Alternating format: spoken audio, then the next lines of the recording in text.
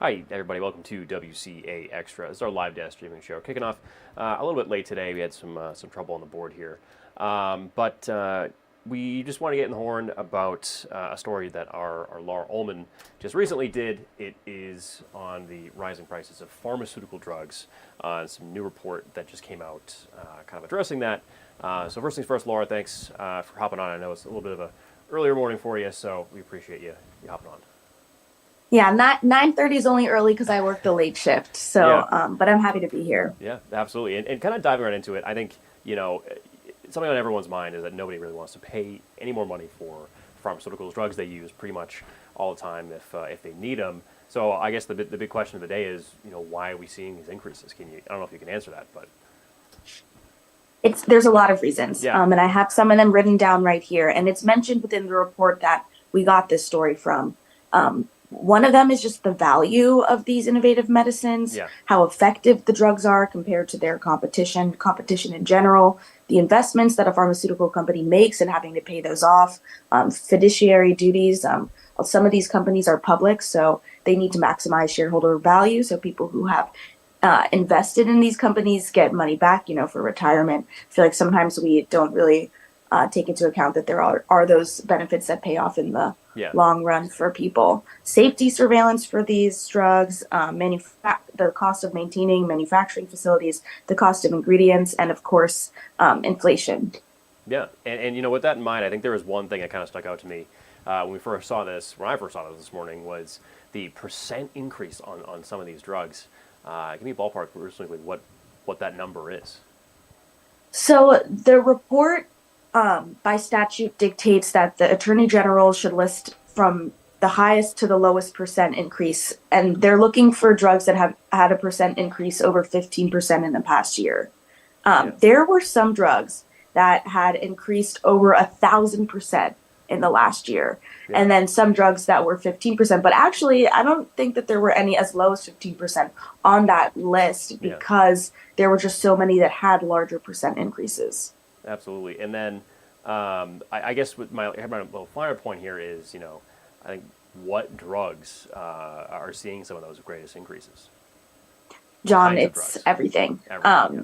Yeah, basically everything. I There was drugs as common as acetaminophen and codeine, which are painkillers, and Yeah. fentanyl, which is a painkiller. And then there were steroids and stimulants. Basically everything that you could think. All the drugs and their costs went up last year. Yeah. No, it's definitely some, I guess, jarring numbers to see and go throughout this state report. I took a look at that really quick, and even at the end of this report, they even say the process of preparing this report has again demonstrated challenges in providing the public with the usable information about pharmaceutical pricing. So even at the conclusion of this whole thing, there's really not a set, clear answer of what we're looking at. But Yeah. yeah, I had a conversation with the attorney general sort of about what this report means because, yeah, the yeah, conclusion that you just shared doesn't sound like it helps anybody, right? yeah, She was very adamant that she doesn't want pharmaceutical costs to be going up for Vermonters, and she's very proud of the transparency work that we do. And she says basically what this report is supposed to do is to show lawmakers what's going on so that they can make laws to hopefully change this and bring down costs. But she wanted to urge people who maybe were disturbed by the cost increases to reach out to their legislators, to have conversations with their representatives about what they can do. yeah, absolutely. Definitely a great launching off point for people concerned. And of course, if anything changes, we know that you'll be there to report on it. So, I tried my best. yeah. Thanks, John. Thank you, Laura. Thanks for waking up those two. And cool mug, by the way. I like Oh that. yeah, isn't Yeah. this nice? This Vermont, uh, Yeah, yeah, it's a house mug. I love it. Anyway, Thanks. drink your coffee. Thanks for hopping on. And, I'll see you later. Have a good one, everybody. Have a great day. Bye. Oh, that's mirrored me. Hold on. There you go. I don't know why I saw mirrored me. Anyway, that was Laura Ullman just kind of talking about the rise in prices we're seeing from pharmaceutical drugs and really what that means for people out there as well. But now moving on now, we're just coming off a couple days of some pretty serious rain here. And, finally in the forecast, we're going to have some more clear skies, but that doesn't necessarily mean it's going to be any warmer for us. Meteorologist Pierre Kavakauskas is sneaking in here behind the scenes to kind of give us an idea of, as we head out from work today, you and I are out here in the next couple hours. Yeah. And doing a lot of Christmas shopping. I think we touched on that a little bit in the morning show, too, is that I've done nothing. It's the 13th, and we are marching toward impending doom. Or I desperately should, but I don't know that I'll be doing it today. Last minute Sally here, I see. Oh, gosh.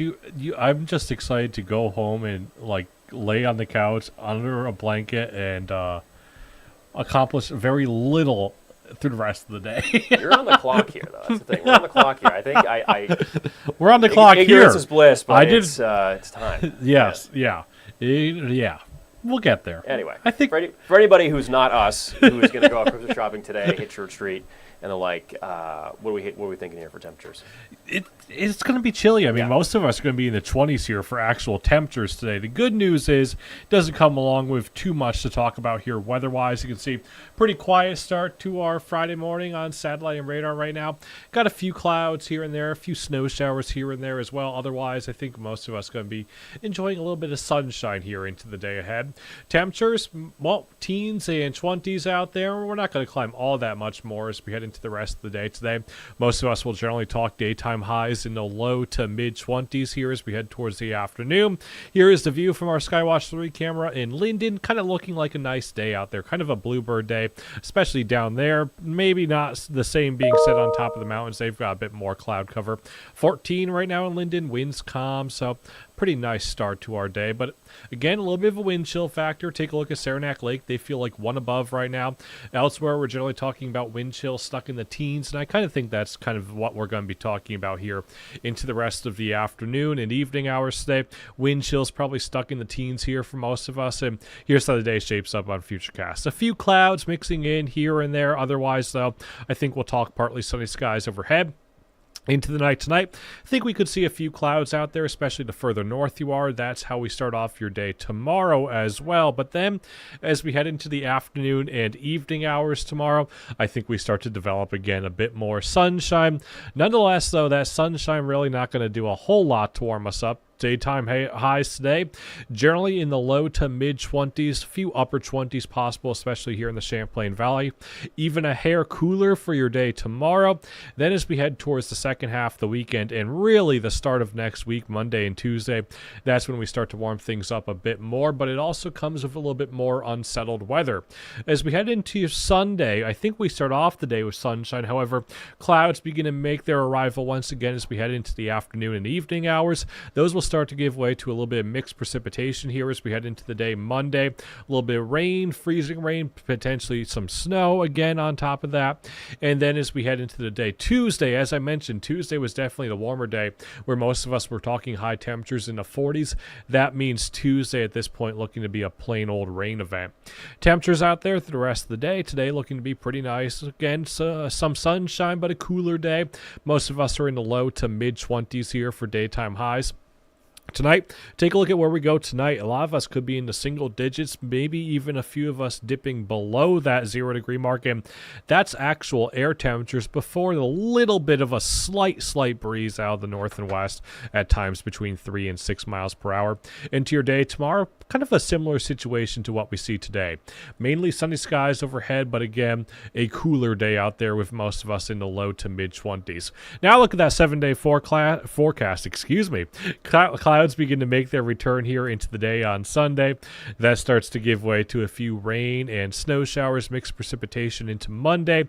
Tuesday at this point looking pretty warm actually, only a few degrees shy of that 50 degree mark, which will mean a transition over to plain old rain. Wednesday looking quieter, maybe a few more rain and snow showers here as we head towards Thursday of next week. So I think as far as this week goes, this weekend goes, it's some better weather. Yeah. Wow, I can't talk today. Better weather. A little bit of sunshine, but cooler. Better weather, and Peter will be on the couch all weekend. I didn't say that. Well, you said you're not going to go shopping. No, I said today. Okay. I'm optimistic I can maybe... Was it 12 days to go? Get my butt moving 12 tomorrow. 12 days to go to Christmas?